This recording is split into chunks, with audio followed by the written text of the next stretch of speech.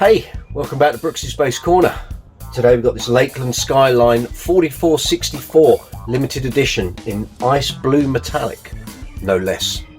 Bought this a couple of months ago, used it on a couple of gigs, so I kind of know what needs to be adjusted and changed and what have you with it.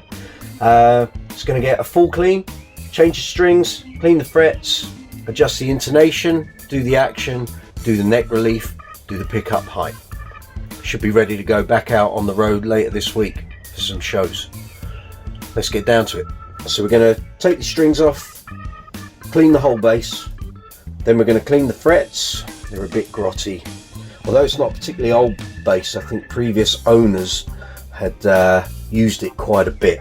So I think these basses only came out in like 2020, 2021 in this finish. So like I say, it's not particularly old bass, but the frets are a bit dirty and it could just do with a good clean and a spruce up. Then we will put the new strings on, we'll get them all stretched in. Then we're going to sort the neck relief out via the truss rod, check the nut is okay. Then we'll do the action, do the intonation, do the pickup height, give it another check and should be good to go. Let's crack on, shall we? So we're going to take the strings off, and I don't cut the strings off because I recycle my strings. I send them to a company called It's a String Thing based over in Neath in Wales, and they do all sorts of jewellery and fancy stuff with old strings. So rather than just cut them off and then throw them in the bin, I recycle them and send them to them.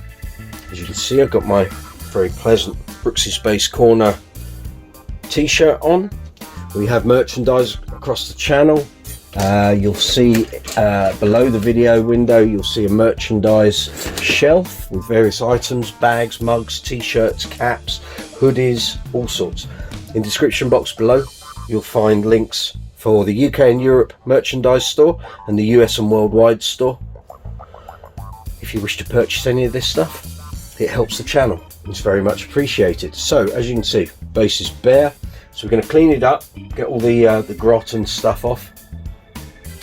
Then I'm going to do the fingerboard, clean the frets. Once the frets are clean and polished, then I'll clean the fingerboard. So for cleaning purposes, we're using Simple Green, which has got no toxins or nasty stuff in it. It doesn't harm the instrument. I'm going to use some DMI Guitar Labs maple butter to clean the board up once I've got the general muck off. And on the body we'll probably use some Dunlop 65 guitar polish and cleaner. We're going to use the Music Nomad grip guards for cleaning the frets up, so that'll be going over there. And then I'm going to use some Hosco fret erasers, clean those up. And then a polish up, we'll use some of the Never Dull that I've mentioned before on other videos, which is like a polish wadding. I'll show you it before I use it, and then I'll show you after I've used it, and you won't believe the amount of muck that comes off. Okay, before we do anything, we're going to brush all the rubbish off, because there's loads of dust and stuff. Most of it not mine, a little bit will be mine. But, dust all that off, get the basic goods. It's all the residual nonsense off the bass. It's very fetching, the ice blue metallic finish.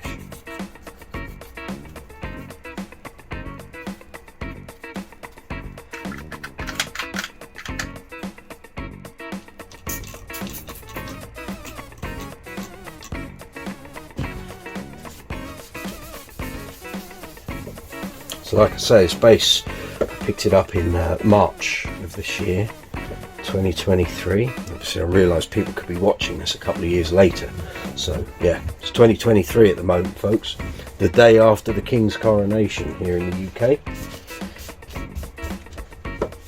Hope you're all well, hope you're enjoying the videos here on the channel. Like I say, if you've got any comments, questions about anything here on the channel, let me know either in this video in the comments box, or you can even leave a message in the comments box of the video you're watching, and ask away. As soon as I get a notification from YouTube says a message in there for me, I will respond to it. Pretty good basses, these Lakland Skylines for the money. If you've watched the channel, you know the videos here. There's already a 5502 Lakland Skyline demo. There will be a review of that bass and demo and review videos of this bass very shortly here on the channel. So if you've got one of these and you want to see, or you're thinking about buying one, keep your eyes peeled to keep coming back to the channel. Those videos are very imminent. If you enjoy this video, please hit the subscribe button, hit the notification bell so you get notifications when I post up new videos and post on the community tab. And please give the video a thumbs up. I really appreciate it, and the YouTube algorithm loves it, and it means YouTube plugs more of my videos to more people, so we keep the channel growing. Let's do these frets. As I said, we are going to use music Nomad grip guards, and we're going to use a Hosco fret eraser. This is a 150, so it's fairly abrasive, but these frets are really quite dirty, so this bit's going to be on fast forward. You're going to see it done very quickly.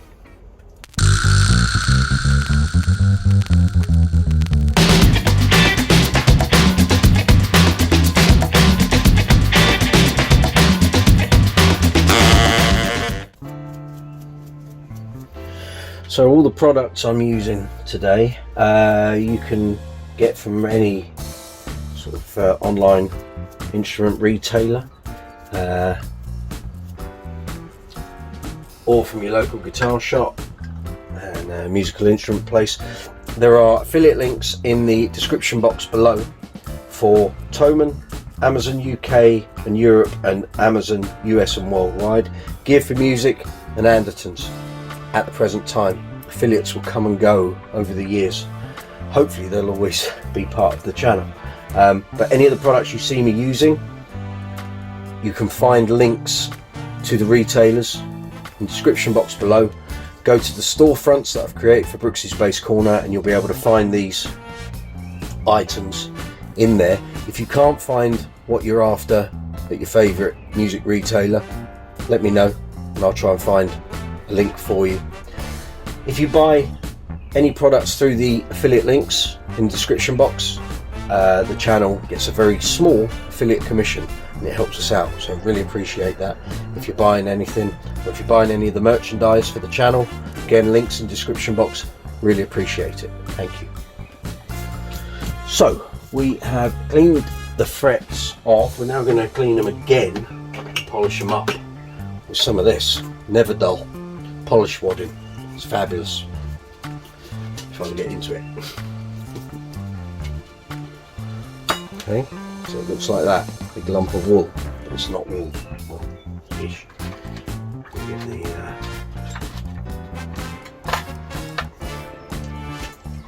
fret guards. Now watch it, nice and clean, all right? Watch.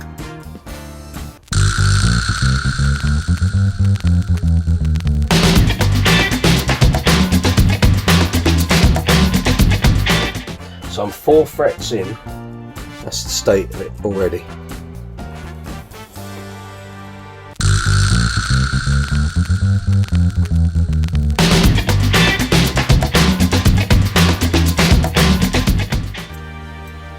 Not looking so great now, is it? The frets are. So now we will just give the frets a little polish up with a rag. So now we're going to clean the fingerboard. We're going to use this DMI Guitar Labs Maple Butter.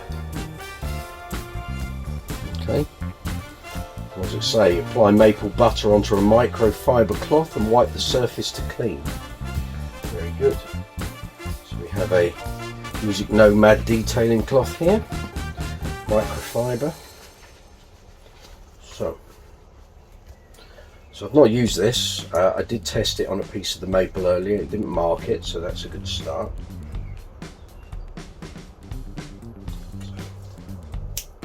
So here we go with this.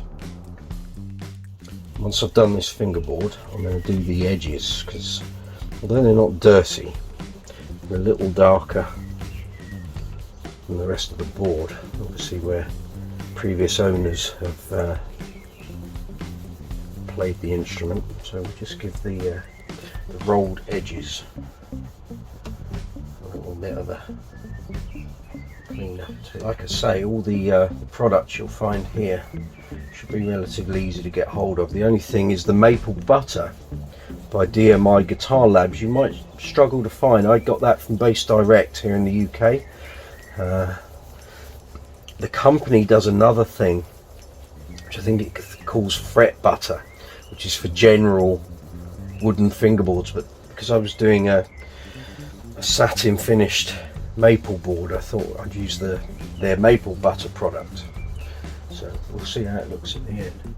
I'm going to do the ends, so the edges, because that's where your hands get in contact. Obviously the previous owners have played this bass, and for whatever reason the edges have got they're not bad, but while I'm doing all this I might as well give them some attention too.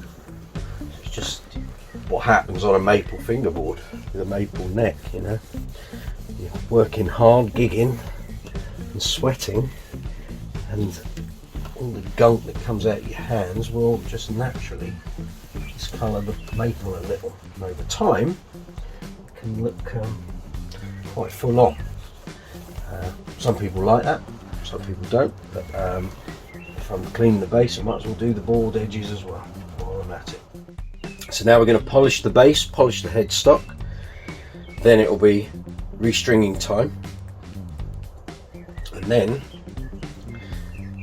it's adjustment time. So we're using Dunlop Formula 65 guitar polishing cleaner today. Put some of the headstock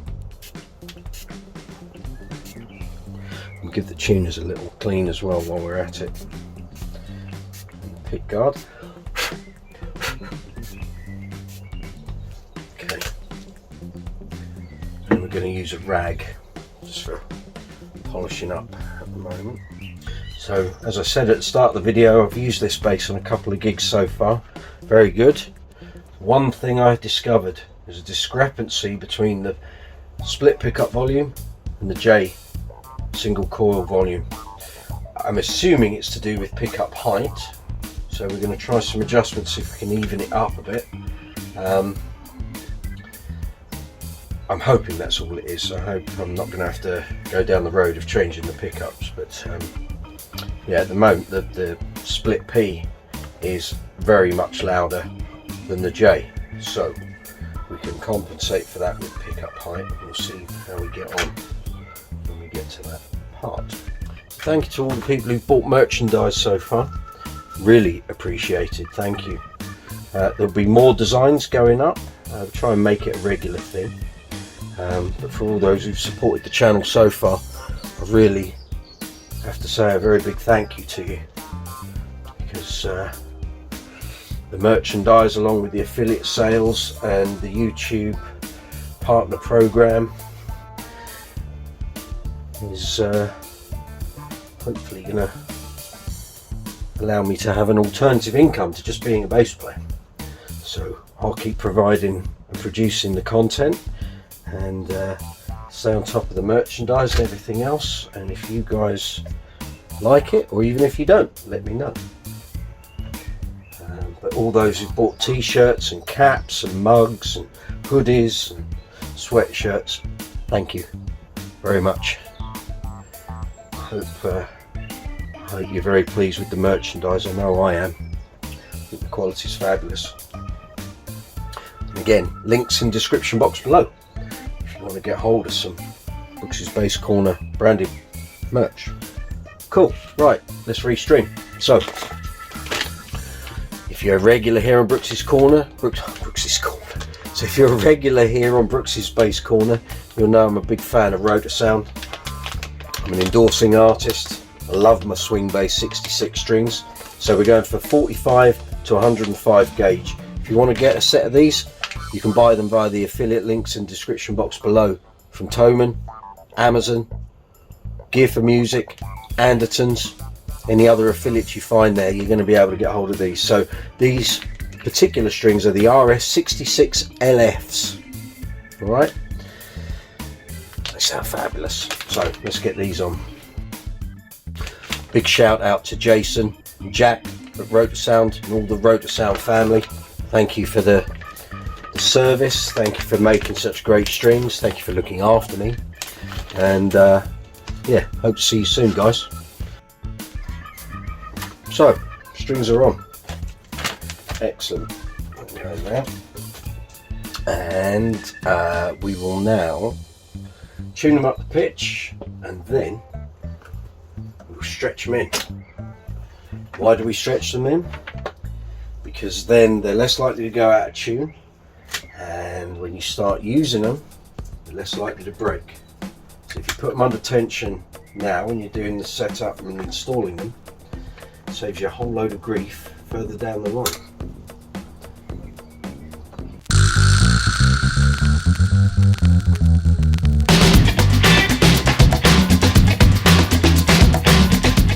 All 4 strings in, okay? G, D, A, E. Now, you can stretch them in. Don't panic. It's not dangerous, okay? So you just put them under tension. You do this now, saves you a whole load of grief when you're out on gigs and busy and your strings keep going out of tune. Do it now, saves you a whole load of grief. So that was G, that was in, right? Now it isn't, it's well out. So it should be, yeah. Just tune it back up. Do the next string. This is the D string. Don't be panicking if you do it and it goes clunk. It's just the metal stretching and settling in. If you do it too much, you'll know you've gone too far, but you know, you can hold the bass by the string if you want. So D, well out. It should be, it should be, so you see, we'll do it, the A string.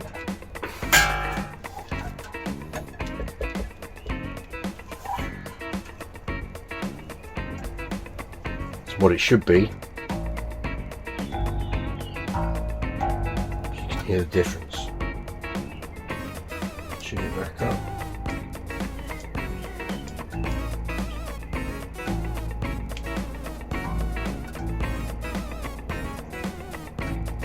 Cool. And the E string.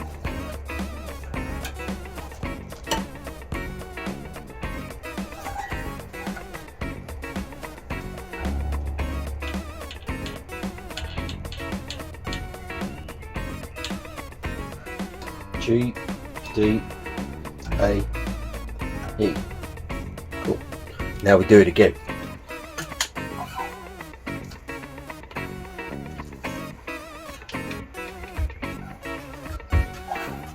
I do them all in one hit this time and then tune them all back up.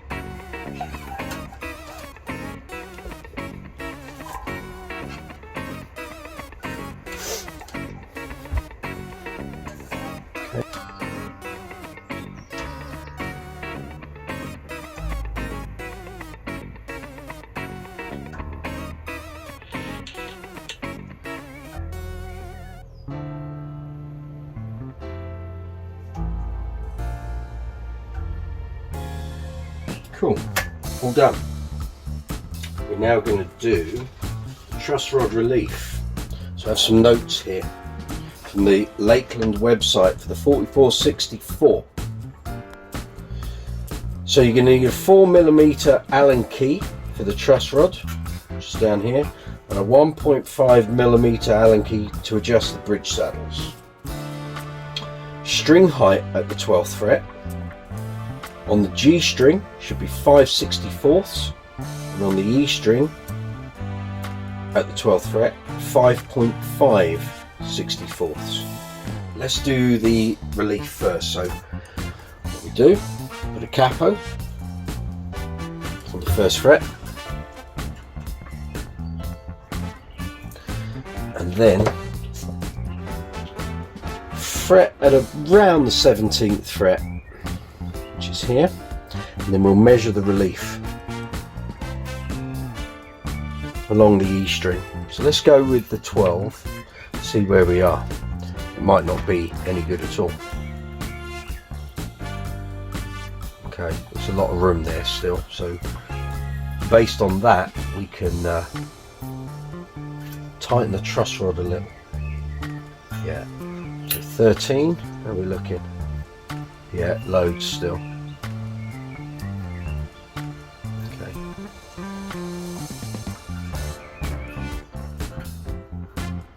Okay, try the 18.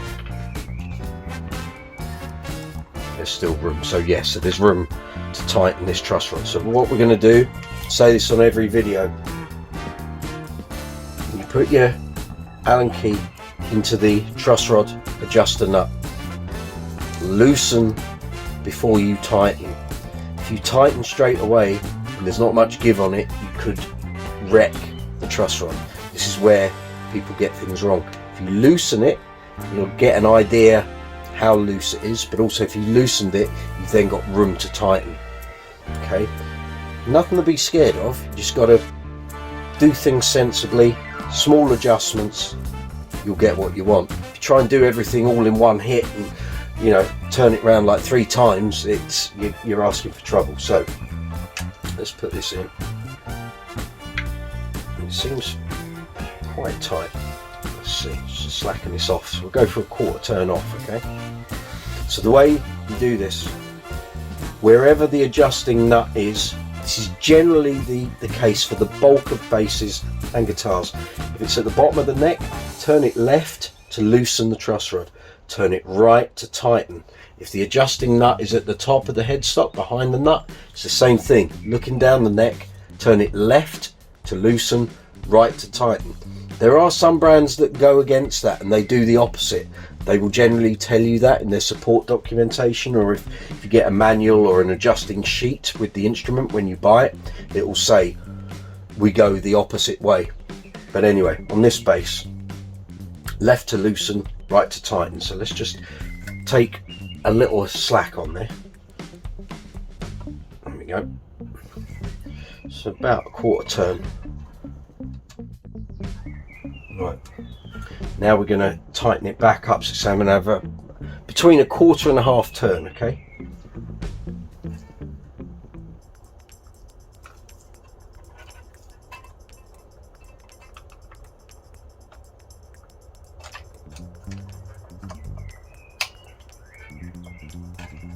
they've made so little room for you to get in there that you literally make your turn. There's nowhere to then get back in. Might have to take the neck off, which would be really annoying. So I don't want to ruin the pick guard. There's no other way you can do it, and I don't want to suddenly dent that guard up. So basically, when you come put your Allen key back in, there's no space there to get in. The only way you can get back in is at the same place you came out, and you'd already gone. So I can't make those adjustments without denting the scratch plate and all sorts. So what we're going to do is we're going to take the neck off, but rather than have to restring the headstock all up, what we're going to do is slacken the strings off. We're going to tie them in place with rubber tubing. Then I can unbolt the neck, do the change, put it back on, rebolt it up, tune the bass back up the pitch, and we should be good. So let's just slacken these off a tad. So I'm going to do about 3 turns on each machine head. In fact, let's do 4. 3, 4. They should all be a bit rubbery, yeah. Okay, and we're going to tie these in place. So you can use surgical tubing, whatever. I got this off Dave's World of Fun Stuff. Afternoon and evening, Dave, wherever you are. Hope you're well. So basically what we're going to do is tie this tubing round, and it will keep the the strings in place without them falling off. So keep some tension on. And what we're going to do is we're going to turn the bass over and we're going to remove the neck.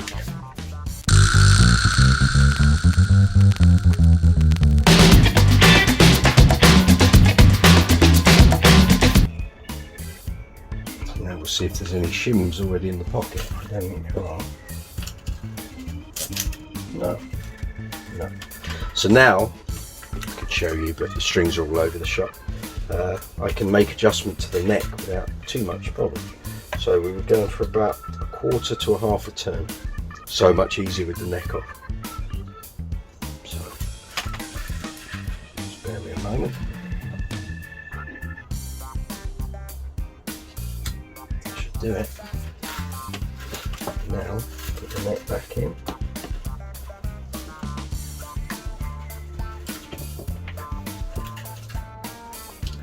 The whole point of having that gap in the on the scratch plates that you can do all this relatively easily. But as you saw, it wasn't. It wasn't that easy because they've only given you enough space to do a 1/4 turn. There's no room there to go back with the wrench and go again. So you've got to take the neck off to do it. Well done, Lakland. Not to worry. So.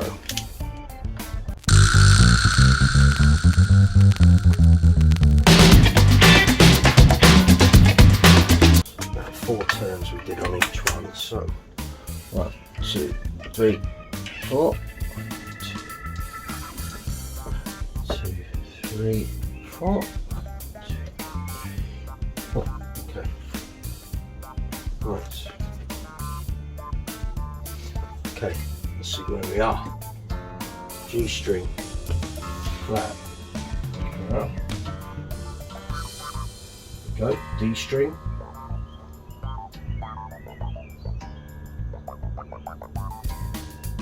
Cool, A string.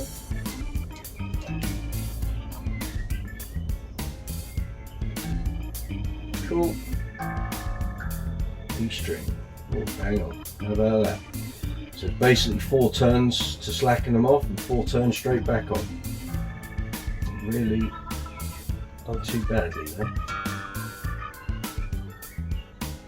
Okay, cool.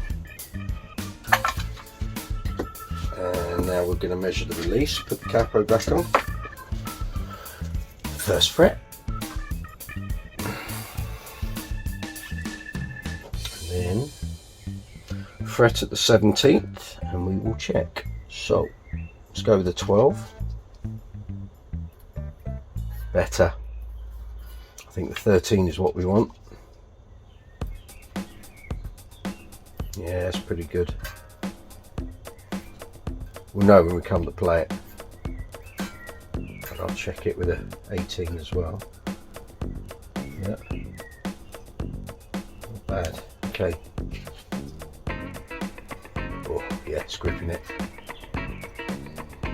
So I think pretty much got it how we want it there.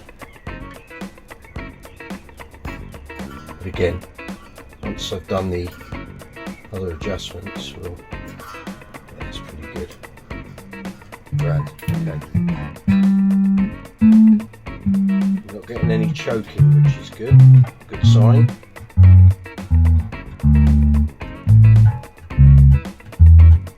String height at the 12th fret. G string 5/64.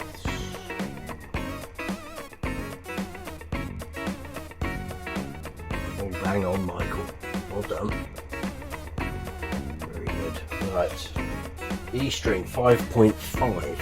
Might be a little more than that. That is at 6. So I'm on 6, not 5.5. So I might drop that down a little bit. Let's see what the others are at actually.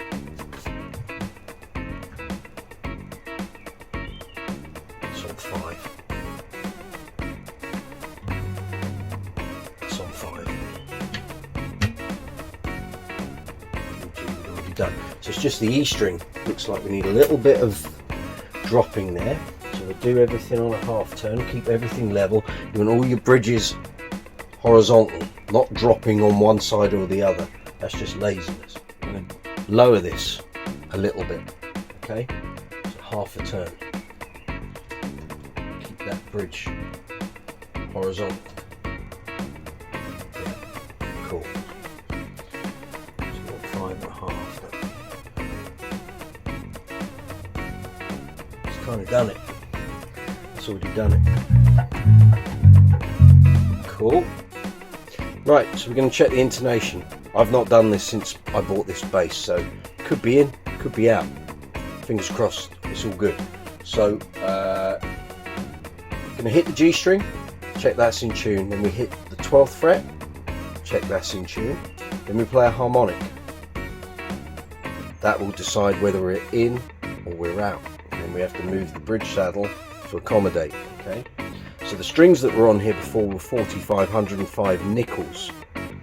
If we were changing gauge, that would probably necessitate that we're going to have some tuning and intonation issues down here, so we need to reset the bridge saddle position. But we'll see how we go. So G string in tune, just a little out. Okay, 12th fret. We're in. Good. 12th fret harmonic. We're in. I'm going to play the 19th fret, so this is a D. So it should say 2. It does, and it's in tune. Good start. Go to the D string. Open. We're in tune. 12th fret. Out a little bit. Let's just check that. Just dropped a bit. Okay, 12th fret. We're in. Harmonic. We're in. 19th fret. Again, this should be an A. It's coming up as the A string. Cool. Let's do the A string. We're in. No. Yep. No. We're fine there. 12th fret. Fine. Harmonic. Fine. Going to go to 19th fret. This should be E.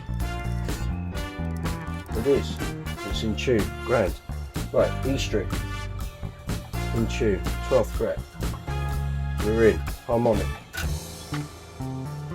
Very good. We're all in. That's what happens when you, if you've got a bass, it's got a certain gauge on it.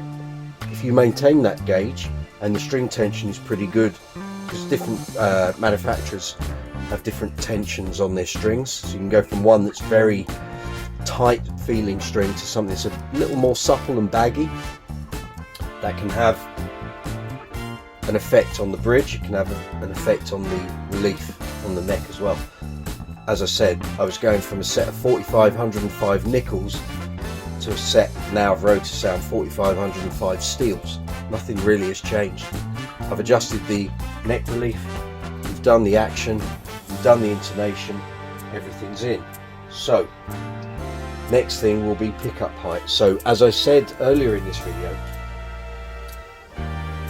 I've used this on a couple of gigs and I've found that P pickup is considerably louder than the J.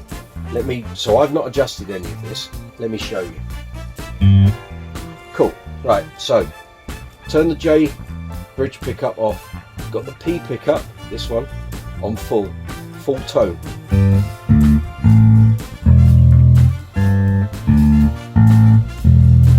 Okay, you can turn that pickup off. We're going to go to the bridge pickup, so nothing at the moment, right?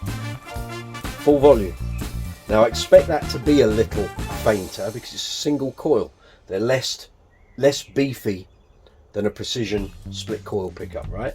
So again, okay, we go to the bridge pickup. It's a thinner sound. If I play it in the same position as the P, obviously I'm not above the pickup, but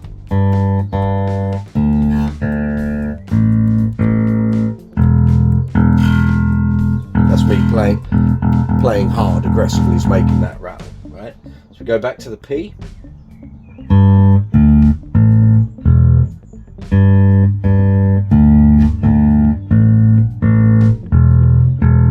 Go to the bridge pickup.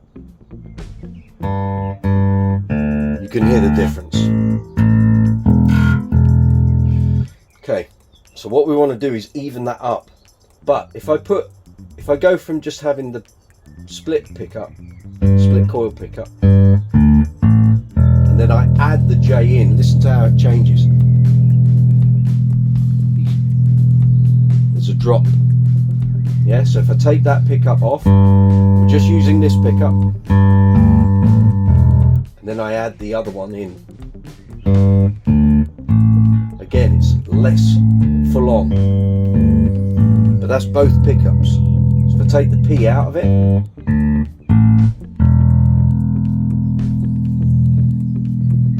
you can hear the change.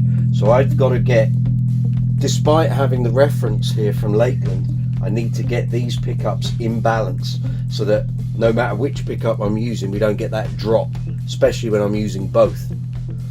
In theory, I should get a full-on split coil pickup and the single together, but I'm not. I'm getting a drop in volume, so we need to try and work that out. So going on their measurements, I'll set it how they suggest, and then I'll get it how I need it to be. This is on 10, so that needs to, the pickup needs to come closer to the string. It's well out. Yeah, so we're going to raise the bridge pickup up quite a bit. And I'm not a fan of having the strings battering into the pickups either.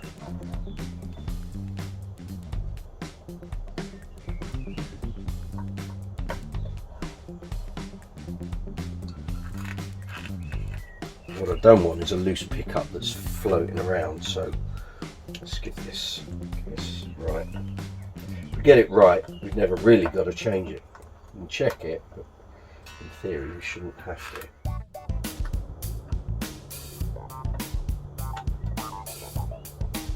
I'm not wondering what I'm doing, I'm just securing the pickup. So as I'm adjusting it, some of the screws are much looser than they need to be, just to give it the movements, and then you have to tighten them back up to see where it's going to sit. The J first. Now the P. Okay, if I add the J in, does it drop? It's a better balance. What I'm going to do though is I'm going to drop the P a little and then play, and then I'll know whether that J's making a significant difference or not. So we can just drop the P down a tad and we'll do it equally, okay? So I'm going to do 1, 2, 1, 2. Okay, let's have a check. So this is the P. Add the J in. Still getting that drop.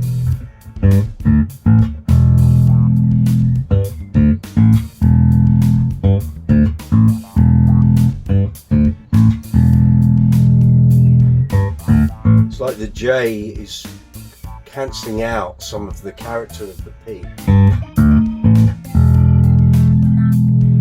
It's there. The turn. So we drop the P down a little bit more.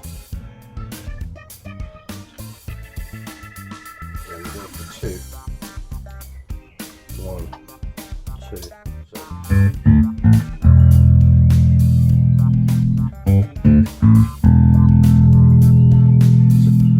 Lot smoother now, it's not.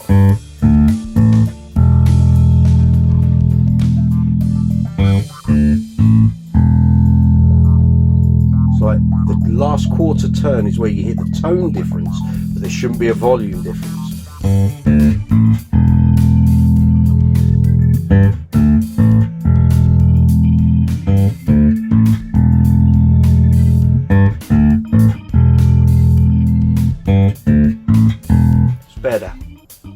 better. Do you know what? I'm going to be cheeky. I'm going to give it one more turn.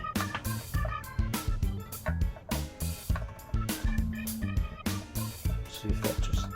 I know there's going to be a tone change, but it's the output level that's grinding my gears. So P. So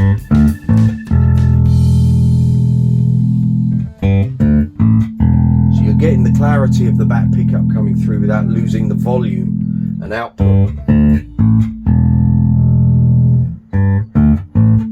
It's better. It's more even. Tone. No back pickup, just the split coil on full whack. Amp is flat. Okay.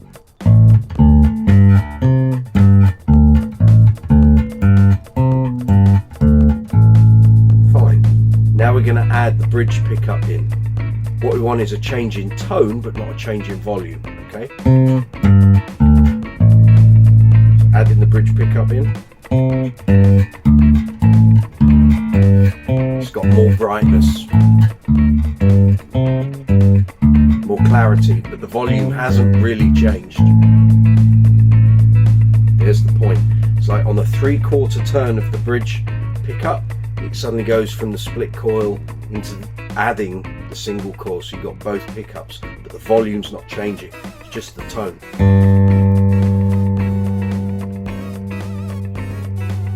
That point. That's the point of change, but the volume's not really changing, so we've accomplished what we wanted to do. So if I just solo that back pickup, take that off, go to the neck pickup,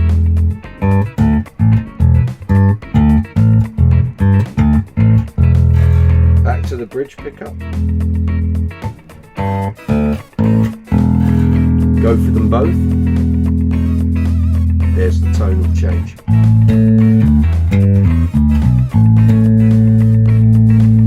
There it is. So we've done what I wanted to do, which was to even up the output volume.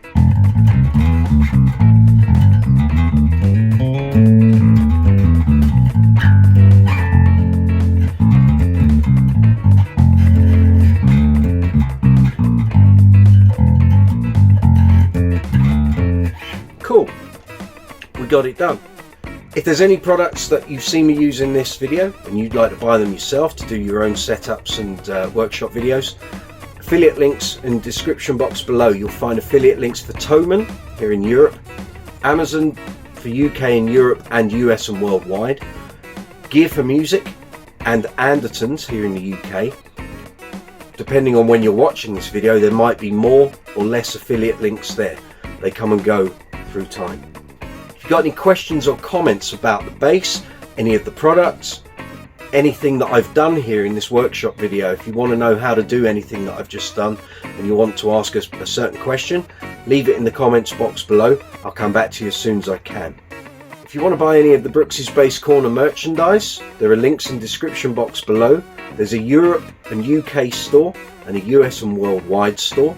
Any merchandise purchases and any affiliate link purchases result in a small affiliate commission coming back to the channel, which allows the channel to run.